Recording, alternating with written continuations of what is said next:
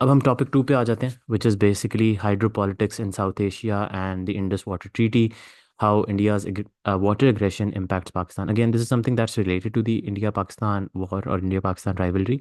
लेकिन इसको अगर हम लोग स्पेसिफिकली वाटर के एंगल से देखें तो इसके अंदर इटसेल्फ एक नया टॉपिक आ जाता है.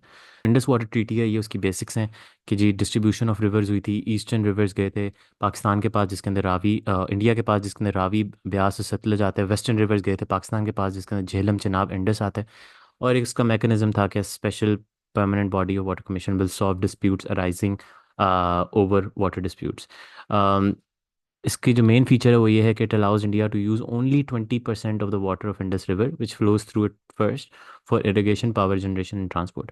अब पाकिस्तान का मसला जो इसके ऊपर इशू आ जाता है वो ये है कि इंडिया जो है इस शिक को यूज़ करते हुए हाइड्रो पावर प्लांट्स बना रहा है, जिसकी वजह से पाकिस्तान की अपनी जो डिस्ट्रीब्यूशन है या फिर वाटर की जो उसकी रिक्वायरमेंट है वो पूरी नहीं हो रही.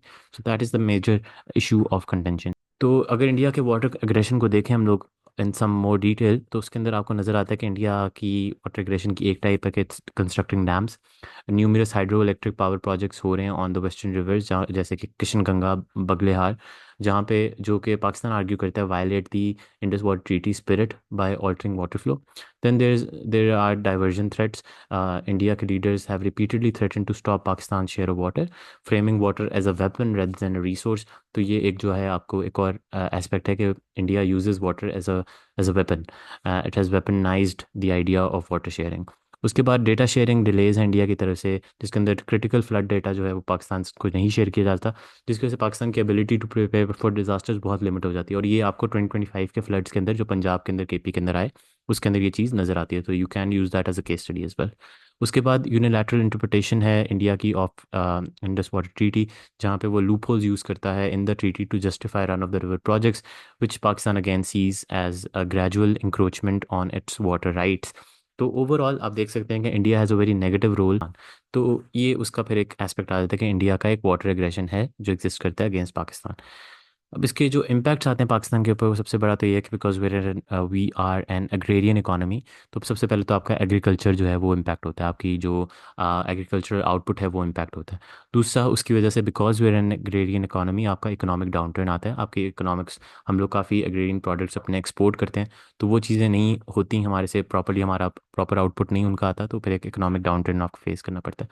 फिर बिकॉज वाटर का प्रॉपर फ्लो नहीं है, आपके अपने जो हाइड्रो पावर प्रोजेक्ट्स हैं उनके अंदर प्रॉपर एनर्जी प्रोडक्शन नहीं होती, तो फिर you do face energy shortfalls.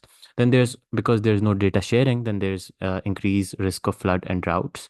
And because water is a basic resource but India uses it as a strategic threat, तो उसकी वजह से जो है आपका एक और इम्पैक्ट आता है on the water front as well. तो ये उसकी कुछ डिटेल्स हैं.